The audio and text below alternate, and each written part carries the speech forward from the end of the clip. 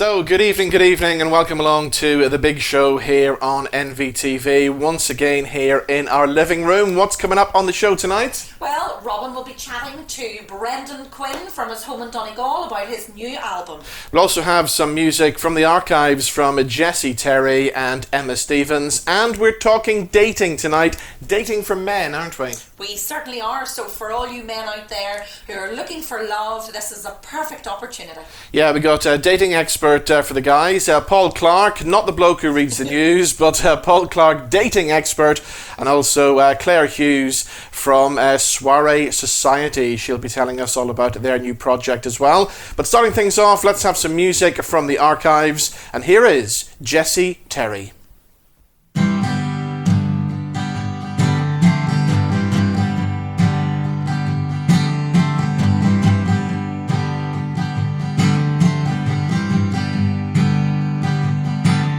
Yes, there in your driveway, about 8:45, you can hear the boardwalk and the carnival rides, and it's much too early just to sit at home. But you only see thorns as he hands you a rose, as you lean on the hood of his car. His engine's warm, he's waiting for you.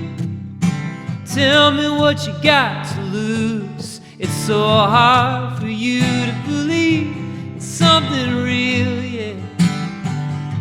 You're always counting on rain, like it's always gonna fall the same.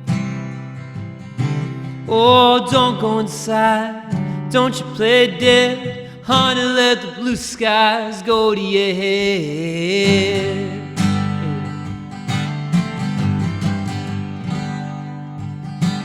See a flash of your childhood in his halogen lights.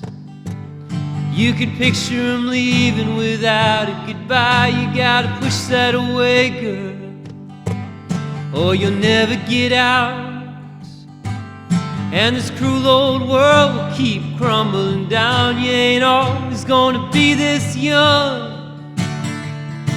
His engine's warm, he's waiting for you.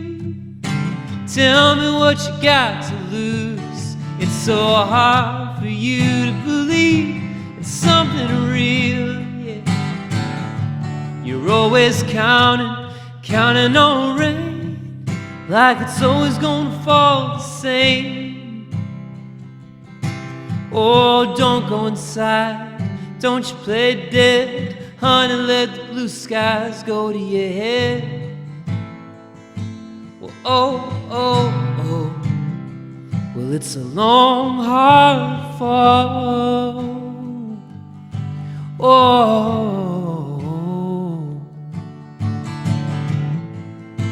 well, oh, oh, oh, but you can't lose them all. Oh, you're always counting on rain, like it's always gonna fall the same. Oh, don't go inside, don't you play dead, honey, let the blue skies go to your head. Don't go inside, don't you play dead, honey, let the blue skies go to your head.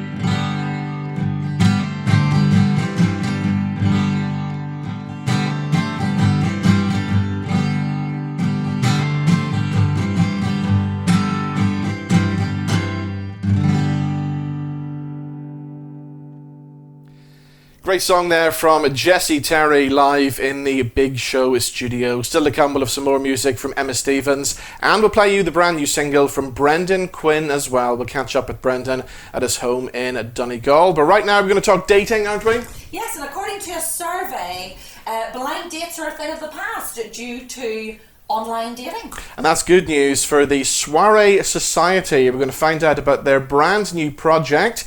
Claire Hughes is going to join us in just a second, but we've got some advice for all you men out there looking for love. Here's what happens when we caught up with dating expert Paul Clarke. So, Paul, we're going to start with you. Tell us how you became this relationship advisor. Tell us your story. Okay, well, my story is that I come from, had been married and had been separated for 3.5 years, unfortunately. And sometimes that's the way life throws a curveball at you. But year one was probably just a bit shaky because I didn't know where I was at or what I was doing. But year two, I started getting a bit lonely. And year three, I was at the stage where I thought to myself, well, you know, at that stage, I was 56 years of age. I thought, is this my lot? Am I going to be on my own for the rest of my life? And that's kind of the thoughts I had, which was kind of getting me down and getting me feeling not so good. Much as I had loads of family and friends, and I have 3 lovely children who were all supportive around me. It was great, but I didn't have that special person in my life. So one night I took the bull by the horns, took a big deep breath.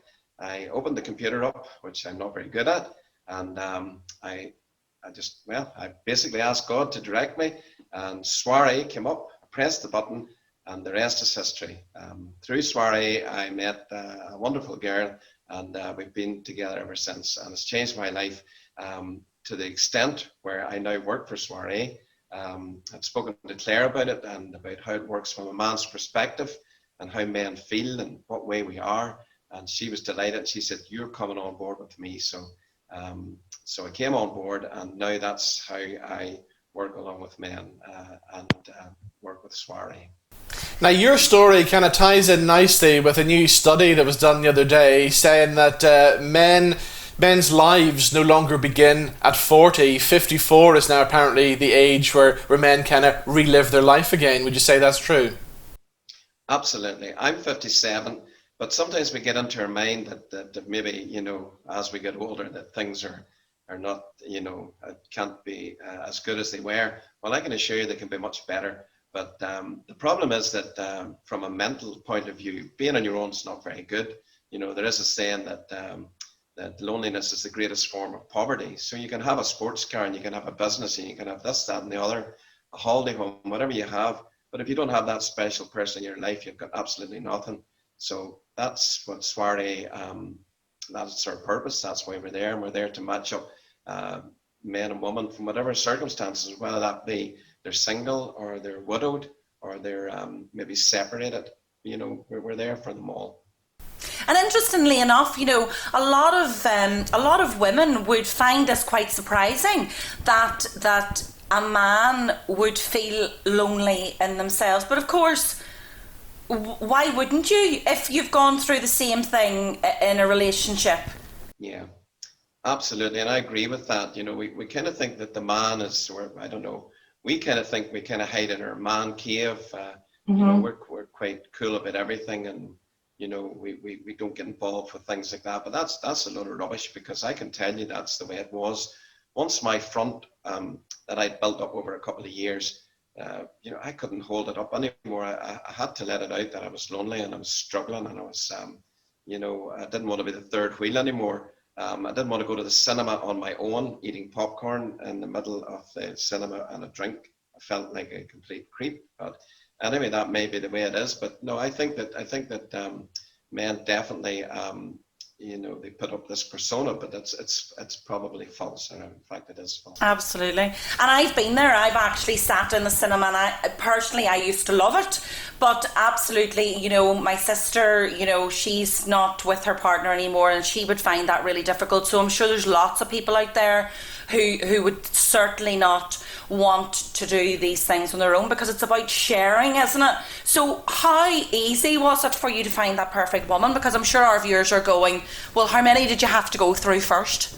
Well, you know, I can't give what goes on tour stays on tour. Well, the thing about it is that, you know, I met Claire, who owns a company, and the chief matchmaker, who's Rhoda, and these people are superstars. I mean, they're so genuine. They're just so passionate about people coming together, and if it doesn't work out, they'd be embarrassed. You know, they take it very personal, which is great. But I mean, it was very, very easily done. Not from they did all the work, I didn't, and they sent through a match, and the person that they sent through, I had a wee look, and they give not all the details, so it's very confidential and private. So I could see the initials, and I also could see the photograph and the general area where she was from. And at that stage, your heart misses a beat, because this is something new. And but I said, no, I'm going to go for this here. And so I accepted, and thank God she accepted too. And yes, we met up, and very nerve-wracking. And but I mean, see, once you get over that hurdle, it's absolutely fantastic. You just, as I say, it's just great having somebody in your life to go out and share a meal with. Somebody that, if you're not well, you can lift the phone and say, look, I'm not well today, I'm not feeling good, or whatever. And that closeness and that personal thing is great. And anybody that doesn't have it, I don't know, I just can sing this from the rooftops, because I'm passionate about what I do. And it just the sense of just joy that we all get when two people come together, and you hear a few months down the line that they're still together. We've had marriages within the company, engagements. We've had a soiree baby. So I mean, it changes your life, and you're with somebody potentially for the rest of your life, which is big stuff, heavy stuff. Okay, we'll bring Claire in now as well. Claire, it must be great for you running your company to see so many people finding successful matches here. There's nothing that gives you the buzz as to get that WhatsApp message or whatever. We got engaged today. Actually, Paul mentioned we have a soiree baby. We actually have 2 soiree babies. We had one born a couple of weeks ago as well.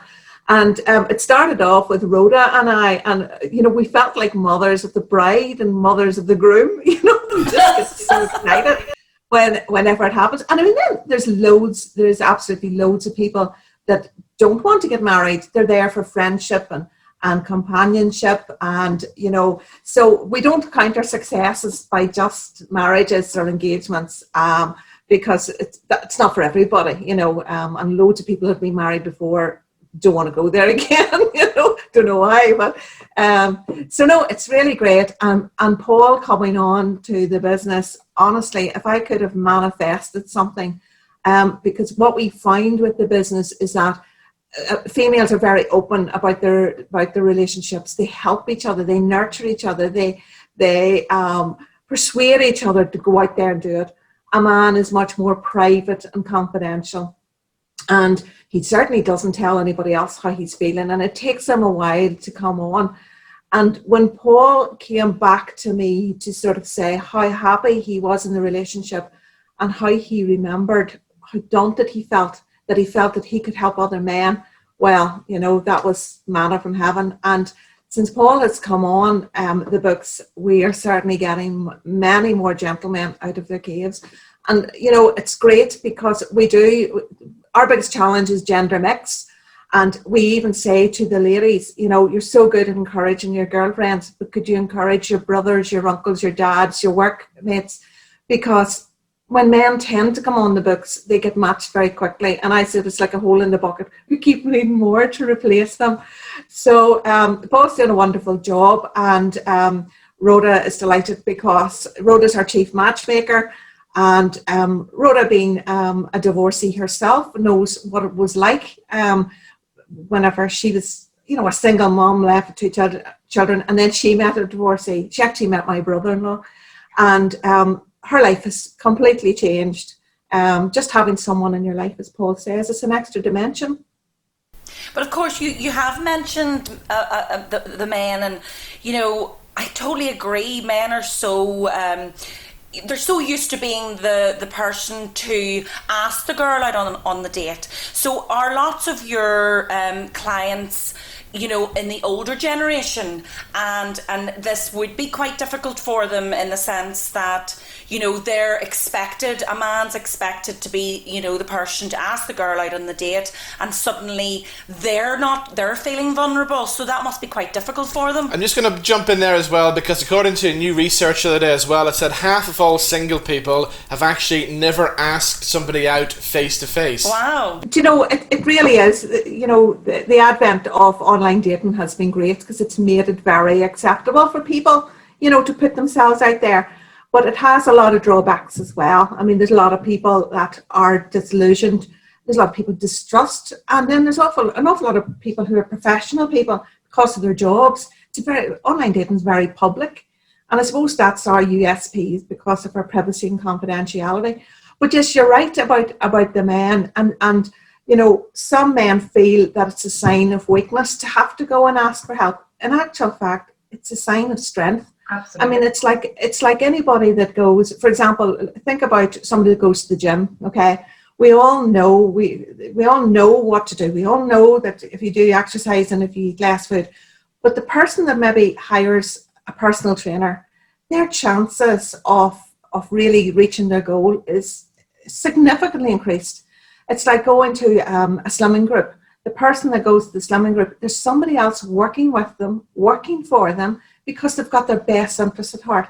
And that's what we do. We basically, I mean, don't get me wrong, we're not magicians. We're absolutely not magicians, and we cannot guarantee that love and chemistry. But what it is somebody else working with you, working for you, and it increases your opportunity. Claire, tell us about Soiree Social. This is something new you've developed, isn't it? Yes, well, this was born out of lockdown. And during lockdown, obviously, our traditional matchmaking came to a complete halt for practically 5 months. And the one thing that I've always been taught is, you know, I'm a retired bank manager, I've been a business mentor. The secret of any business and anybody is to keep engaged with your clients, keep serving your clients. And we came up with the idea of an online quiz for singles. And how that came out was one of our clients was telling us she was on a quiz one night with her 5 female friends. We're having a few jars, they were having a great time. Everything was going swimmingly until the 5 girls' husbands came in on the Zoom call as well. And she said immediately she had no one to confer with. She said that she came last in the quiz because of that. And when she went off the phone, she just burst out crying because she'd never felt more single in her life. And Rhoda and I got talking about this and we thought, do you know, a lot of our clients are the same. So we decided we would do a singles quiz. And we were blown away by the popularity of it. And at the end of the night, we did a wee bit more than a quiz. I would do wee things like we would do like little clips of Peter Kay, you know that one, the misheard lyrics and things like that. And I was watching everybody on the screen, and it was like everybody was sitting at home at a concert, you know. And at the end of the night, I said, does anybody else want to stay on and have a chat? And that's when I discovered everybody was feeling very vulnerable, very lonely, very, very isolated, and absolutely loved the opportunity. Then we got into the papers because of it and the virtual dates, as well Paul was talking about. And all of a sudden we started to get people saying, why can't married people join in this, you know? And then I realised, you know, why not? So I have created a Soiree Social, which is not just for singles, it's for everybody. And what happened that night as well, I mean, we had people, we're a Northern Ireland company, but we had people coming in from the Republic of Ireland, England, Scotland, and we even had a gentleman from Australia. And then I thought, well, do you know, with the internet now, sure, you know, Northern Ireland's a small place, the world is a small place. So I started Soiree Social, and the way I describe it, the best way I can describe it is to try to picture a big building with many rooms, okay? And it's like going to, I call it an adult youth club. Do you remember when you went to the youth club? That's brilliant. Big building. And, you know, some of you went and played netball, some of you went and did. So this is what I picture, is that people will come to this virtual house with many rooms. And in that room, we will have different things. And for example, our launch event is this week, and it's going to be Learn to Line Dance by Jared Butler. Jared Butler is a famous Irish dance teacher. And then our next one is going to be cookery class. I'm going to facilitate these experts at doing what they do, and then people can come on. So we've got a cookery and bakery class coming up. We've got a really, really good one in January coming up, which is a lady, Suzanne Brady, that I've joined with, who is a counsellor, and she is writing a programme for us called Me, Myself and I, because we believe that a relationship with anybody else starts with the relationship with yourself. Mm-hmm. And there's so many people out there at the moment who are lacking confidence, who are lacking esteem, and who are lacking connection. And that's why we've got that. That's going to be a 6-week programme. So So we're very excited. I bet you, because it sounds amazing. I'm excited for you, because you do realise that the Soiree Social and the dating is going to end up coming together, and you're going to end up having, or you're going to have people wanting to be together from people in Australia and America and Northern Ireland and the South. So is that what you'd like to happen? Well, as I said, you see that big virtual house that I'm talking about? One of those rooms is a matchmaking room, and it's obviously for single people. And I do want to get that across, because some people are going, oh, it's Soiree Social only for single people, and I really need to get this clear. Soiree Social is for everybody. Soiree Society matchmaking is obviously for unattached people. But I do, honestly, just as you say, I can see that this will organically grow, the matchmaking, because so many people do not want to contact a dating agency because of the stigma, and there's a very big stigma still with dating. And this is a lovely way. Get involved with Soiree Social, and when the time is right, and please God, when things are back to normal again, Soiree Social may be able to do, live events, but for the foreseeable future, it's going to be all online. But that's great, because it's in the safety of your home, and it's something to look forward to, and break up those long, dark winter nights that are looming. Definitely. Indeed. Well, Claire, the very best of luck with it. I'm going to come back to Paul now. Let's get some advice, Paul, for the men watching the TV at the moment. What advice can you give the guys about dating? What about chat-up lines, Paul? Is chat-up lines still a good idea? Well, I think that chat-up lines are very, very good. But you're better waiting until you have your third or fourth date with the person till you start throwing in the corny chat-up lines, because no, at the very start, when we actually send out the information for the gentleman and the lady to meet, we kind of throw the emphasis on to the gentleman to be a bit of a, chivalry or whatever, and we kind of tell them what to say and what not to say, and follow the rules to a certain extent. So we try and leave those chat-up lines to maybe further on down the date, We're saying that was there a message for the men out there? A lot of the men that contact us, they contact it because they've probably got to the stage where they just can't take any more. So they contact, and then when I come back to them, sometimes they say, oh, well, I couldn't meet then, or I couldn't meet now because I'm very, very busy at work, and I'm very busy. And I'm kind of going, is this not one of the most important things of your life? And once they get that, they go, yeah, I suppose you're right.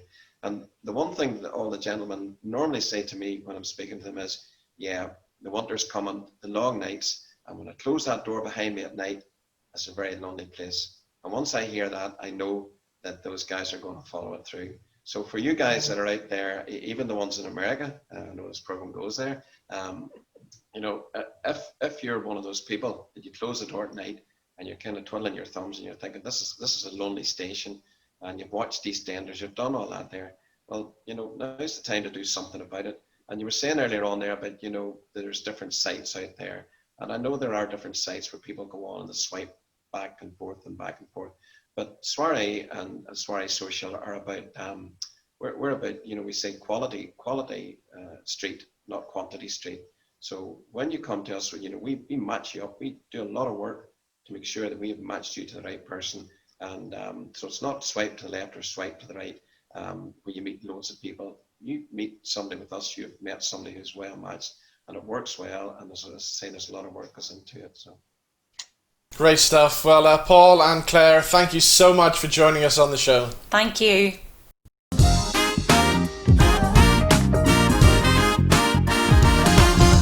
So time for some more live music from the archives. We have Sunflower by Emma Stevens.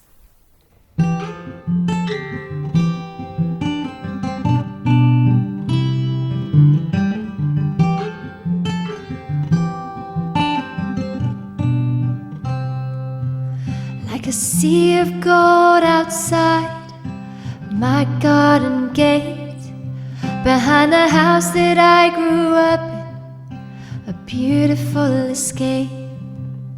We talk for hours and hours and look up at the sky. I had all the questions, but you could tell me why. You told me sunflowers stare at the sun, and how the Milky Way is the galaxy galaxy called home. I thought the moon was a crescent. You showed me I was wrong.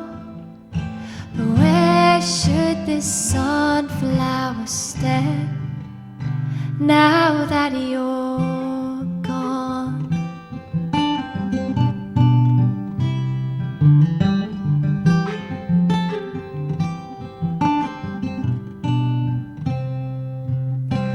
Autumn rain began to wash away the dust. I never thought the gold could turn to rust. One morning they were gone, and I could cry, 'cause you're not here to tell me why. You told me sunflowers stare at the sun, and how the Milky Way is the galaxy called home. I thought the moon was a crescent. You showed me I was wrong. But where should this sunflower stand now that you're gone?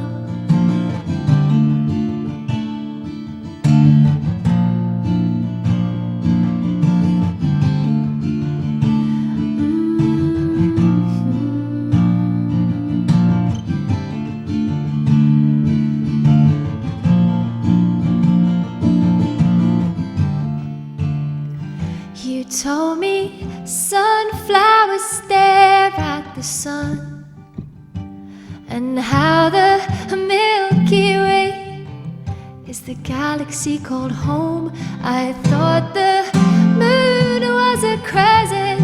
You showed me I was wrong. But where should this sunflower stand now that you're gone? Now that you're gone.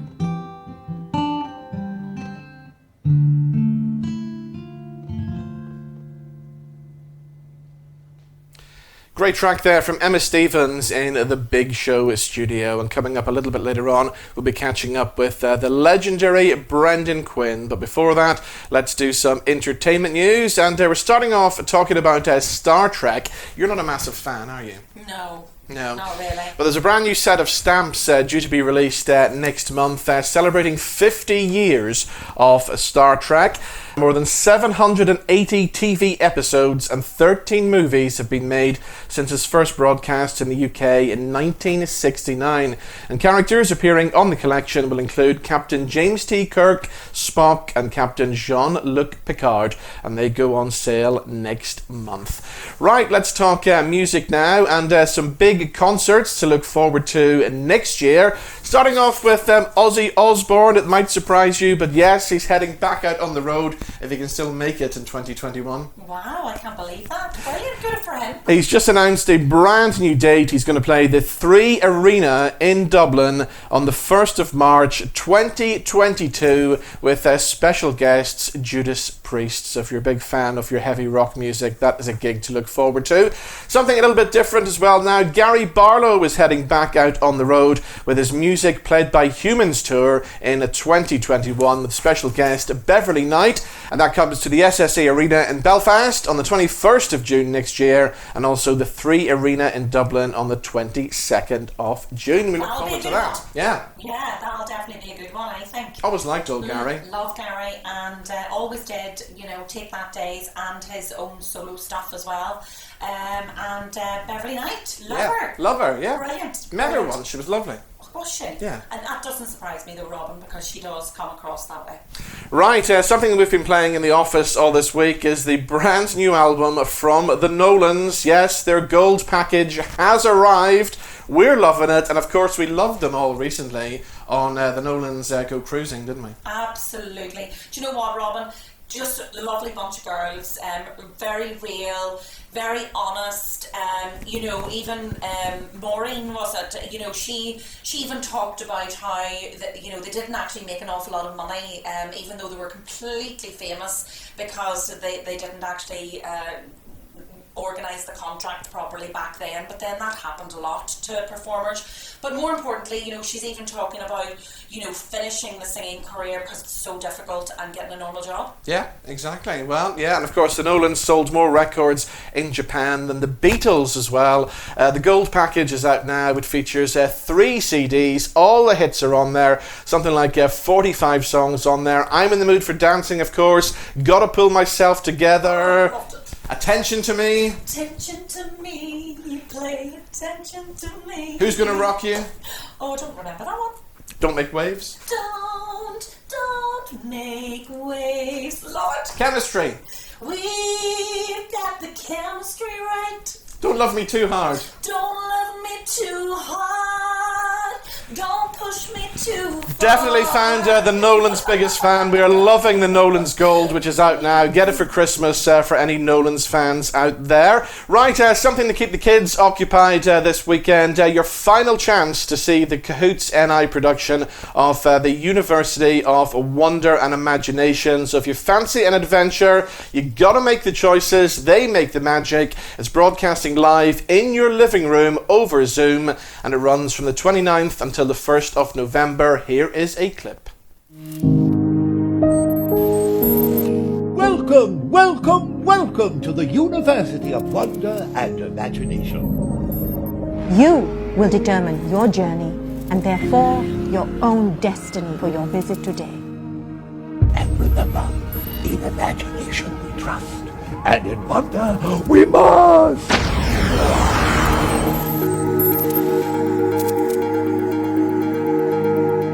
And to find out more about the University of Wonder and Imagination and to get your tickets, check out the website belfastinternationalartsfestival.com. Right, as always, something we've been watching on the streaming platforms on Netflix this week is The Haunting of Bly Manor. What do we think? Oh, I love it. Yeah. Really enjoying it. It is very strange. Very strange. Very strange and very spooky, and you don't know what's going to happen next. Every time I think that I've worked out what's actually going on, I realise I haven't. So, yeah. Yeah, so what's it all about? Well, after an au pair's a tragic death, Henry hires a young American nanny to care for his orphaned niece and nephew who reside at Bly Manor with the chef Owen, the groundskeeper Jamie, and the housekeeper Mrs. Gross. We lay my love and I have a story. beneath the weeping willow. A ghost story.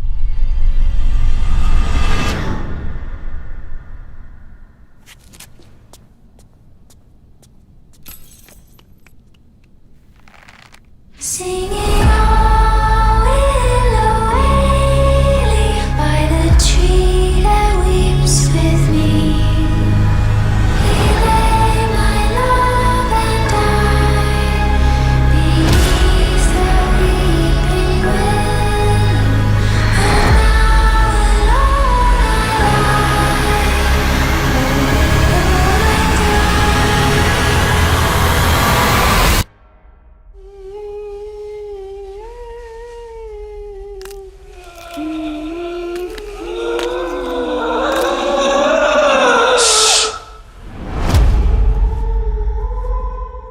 So there we go, a clip from The Haunting of Bly Manor. Now, when you were watching it, did you watch in the first episode the clip when they advertised for the nanny in the newspaper? Yes. You remember that bit? Yes, Yeah? Okay. yes. It actually had the phone number on the newspaper, yeah? Yes, that's right. They made a reference to it, didn't Yeah. they? They zoomed in. Well, people have been actually dialing that phone number No. to see what happens. You are kidding. And what happens? I don't know, should we find out? You've got the phone there, pick up the phone, right, dial this number. Oh my gosh. Okay, here we go. 01 273 915 253.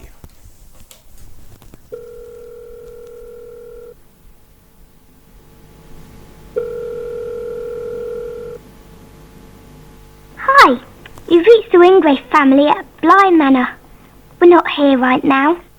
If you're calling about the open nanny position, interviews will be conducted by our Uncle Henry in 5 days. It'll be perfectly splendid. We can't wait to meet you. Oh my God, I just got a shiver. Oh my gosh, there's a shiver down my spine. I can't even believe it. At first I thought I was just applying for a job, but then it's what happens afterwards. Exactly. Well, if you've been watching Haunting of Bly Manor, you will know that voice, the voice of Flora. She's one creepy little child, isn't she? Perfectly splendid. So there we go, Haunting of Bly Manor is streaming now on Netflix. Right, time for some brand new music now, and the legendary Brendan Quinn is back with a brand new album that he recorded during lockdown. The album's called Lockdown. It comes out on the 8th of November, and here is the current single from the brand new album. It's called Will We Ever Be Free?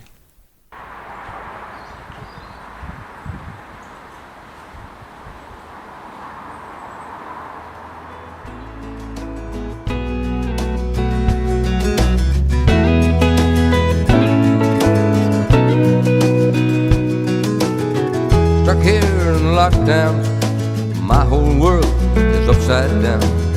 I can't even drive my car to town. Tell me I'm too old, I gotta stay home, cocoon. Can't have no one come to call, but I can nap in the afternoon. Came out of nowhere, hit the world so fast. Nobody knows if it's ever gonna pass. Conspiracy and the powers that be, hey, makes you wonder, will we ever be free?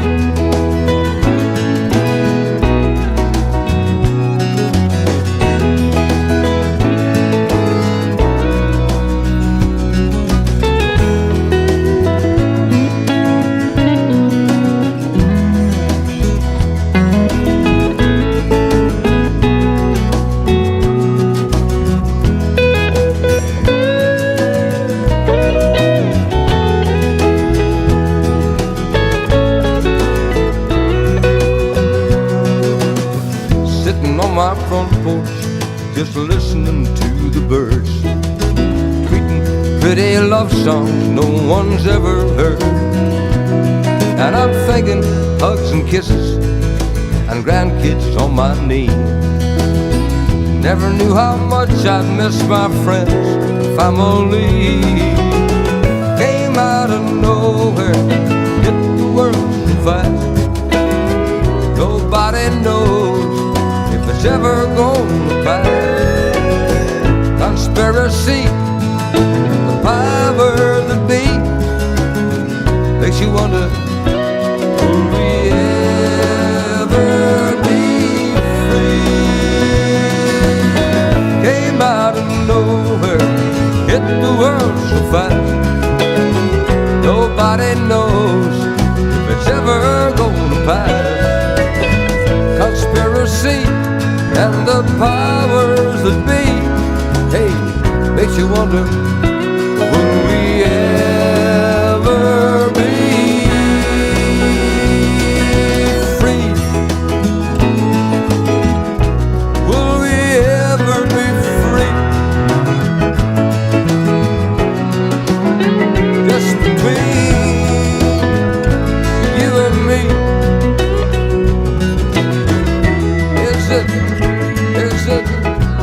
Is it a conspiracy?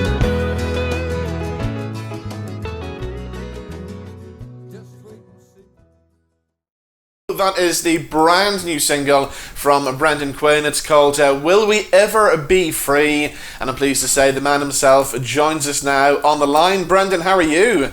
Very well, Robin. How are you? Very well, thank you. So the track, Will We Ever Be Free? That's a question I think we're all asking ourselves these days, isn't it? We're into another serious bout of this deadly virus, and I don't know how we're going to survive it at all. We seem to be in serious trouble.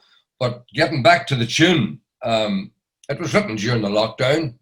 I was fairly active. I was trying to keep my spirits up, if you know what I mean. when you lose all your gigs after 50 years of gigging, Robin, and all of a sudden on the 23rd of February, I haven't worked since the 23rd of February, and crazy. Bit of a shock when you can't do what you've been doing for years and years. But anyway, I've written 3 or 4 songs during the lockdown, and they're going to be included on an album that I intend to release after this. For Christmas, for the Christmas market. So what about the whole If there is a Christmas. If there is a Christmas, indeed, yeah. So what about the whole lockdown period for yourself? Was it a difficult time?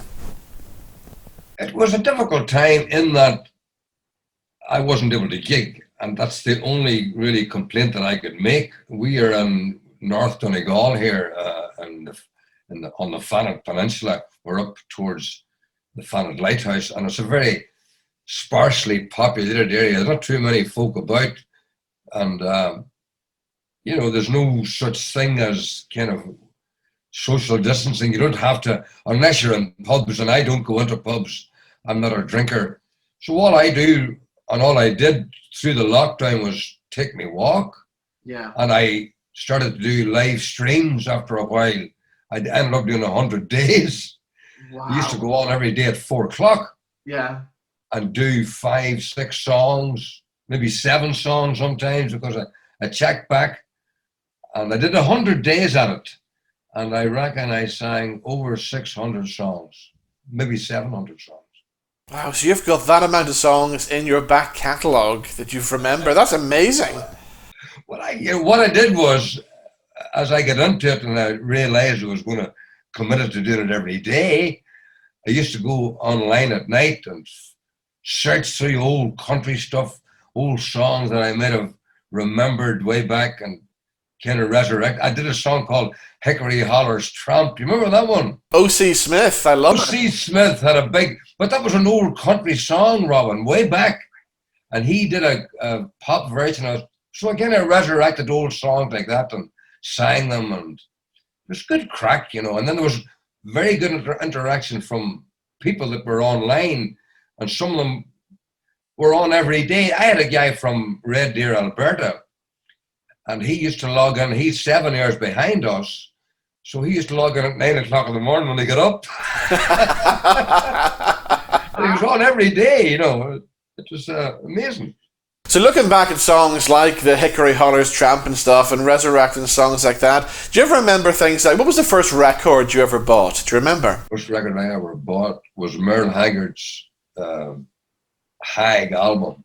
Yeah. Way back in the about 69 or something. There were songs like Silver Wings and Mama's Hungry Eyes, and just a classic album, Yeah. That was the first. I don't think I ever bought a single, Robin. Right, yeah. Too mean. So, of course, years later, you would get to meet your legends like Merle Haggard, wouldn't you? Oh, I worked with them. Yeah. I worked a couple of gigs with Merle in America in the 80s. We had a tour there for a month in the 80s, and we were on a festival in a place called Independence, Kansas, for Halloween, actually. It was a Halloween weekend, and this promoter brought on a load of American acts. J.C.C. Dalton, the girl, Ronnie Millsap, Merle Haggard, Don Williams, George Jones, everybody was there. And we opened for Haggard one night. And he was very intrigued with our piano player who played Irish traditional accordion music. We used to do a set with Irish music in it. And after the gig was over, we were all staying in the same hotel. And his piano player came up to us, said, Merle would like to see you guys. He doesn't want to come up out of the room. He would like you guys to join him in the room and bring the accordion with you. Right. Because he wanted to hear this Irish accordion music. And he was really enthralled by this. Seamus played a few jigs and a few reels. And he was amazed by it, We spent 5 or 6 hours in his bedroom that night. And Robin, there wasn't a camera or a tape recorder or anything. This was 1980, of course. Yeah. How did all those big American stars react to the Irish acts coming across? Because obviously Ireland is the biggest country music scene outside of America. What was the reactions like? Yeah, well, as I say, Haggart said to me, I was in Ireland once, he says, I played Belfast. And he did, he played the King's Hall one night. And he didn't, when he was told he was going to Belfast, he didn't relish the thought because, you know, we were in the throes of the Troubles and all of that. But he did mention that to me, the fact that he played the King's Hall in Belfast. He didn't mention the King's Hall, he just said he played Belfast. Well, what about guys like George Jones and American legends like that? Because you worked with him as well, didn't you?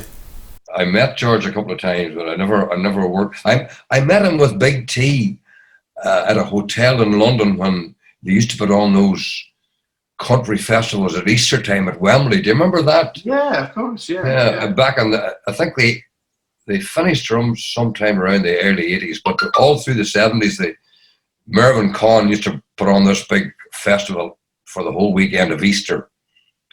And T and I met George at about 2:00 on the Saturday, the Royal Garden City Hotel, and there he was sitting on his own. Trevor says, "There's George Jones." So Trevor goes over, you know, "How you doing?" And the first thing George said was, "Look, guys, I'm on at 6:00 and I can't be drinking." Of course, that was it. He was carried onto the stage at 6:15, out of it. And it was all Big T's fault. No Big T's fault. That's what I'm saying anyway.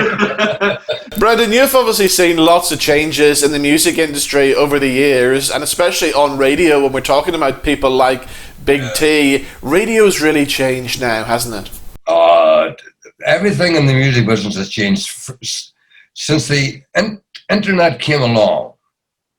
You know, and all the advances that made, it really, it just ruined the music business. Yeah. It just ruined it. Because nobody pays for music and nobody buy records. I mean, I have a CD here that I was trying to get a couple of tracks off, turn them into MP3s. And I couldn't find a laptop that would take a CD player. They used to have them. Same with cars. You don't get a CD player in a car anymore. No. So, I mean, it's all download, and music business has changed, Robin. And the internet has ruined it, in my opinion. Yeah. For the artists, you know, they don't get paid for their work. No. Spotify, like you get 15 million hits and you get a $5 or something, you know. Exactly. Yeah. I see behind you there, Brendan, on your wall, I see the late, great Henry McCulloch hanging up there. I see Henry. Henry's a great friend of mine. We became great friends. In fact, there's a photograph there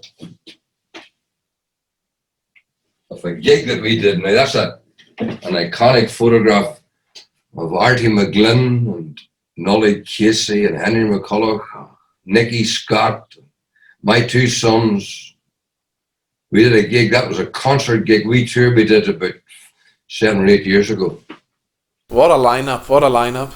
Henry was a magic man, I loved him, great man. How did you and Henry first meet? Because obviously Henry started off in the show bands way back, and you did as well. So was that the first time you guys crossed paths? That's right. I was on Spuds one night. I went to a pub in Port Stewart way back, early 80s, and I saw this guy with a check suit on him, and he looked familiar.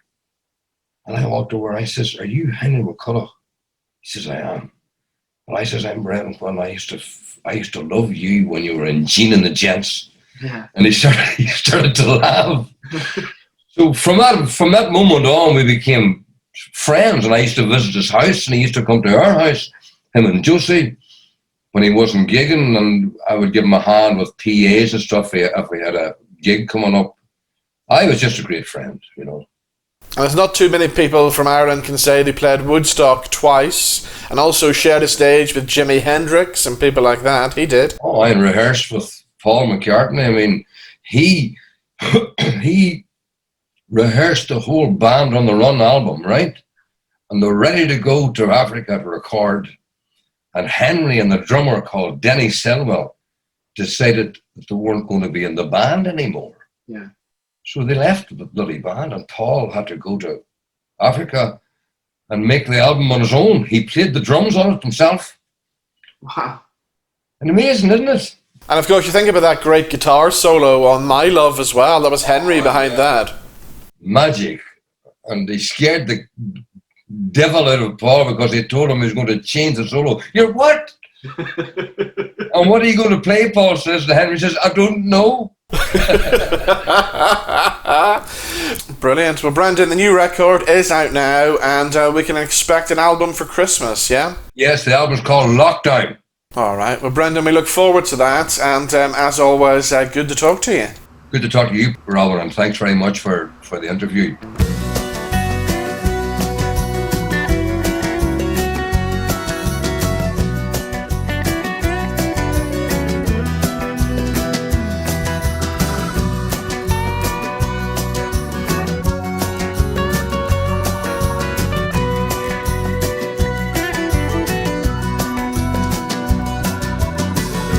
Took a long walk today, like I do most every day. It helps to keep this old body ticking over.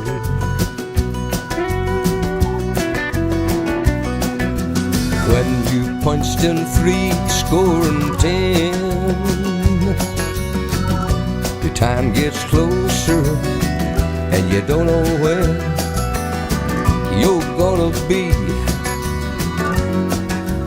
pushing up the clover.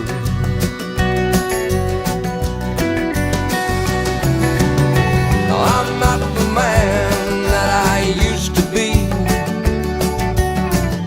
The years just keep on roaring by,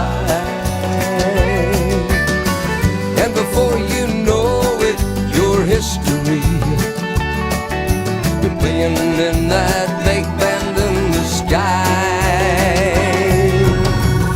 So just keep walking every day, all along the wild Atlantic way. That salt sea air will keep your mind and body sober.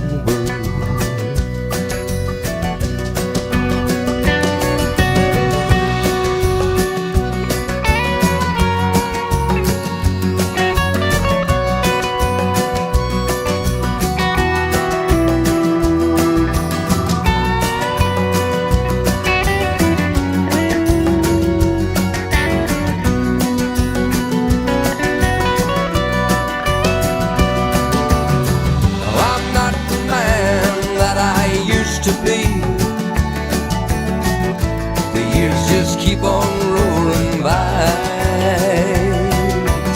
and before you know it, your history, you're playing in that big band in the sky. So I keep walking every day, every inch of valley here and bay. It helps to keep this old body ticking over.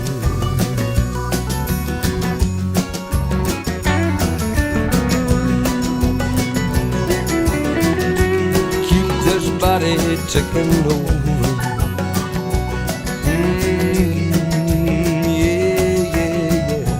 Keep on walking every day. Keep on walking every day. And that was Brendan Quinn with Ticking Over. And of course, check out the brand new album Lockdown, which comes out on the 8th of November. And that's all we have time for on the big show tonight. Thank you for watching. Thank you to the guests. And we'll see you next time. Bye-bye. See you then.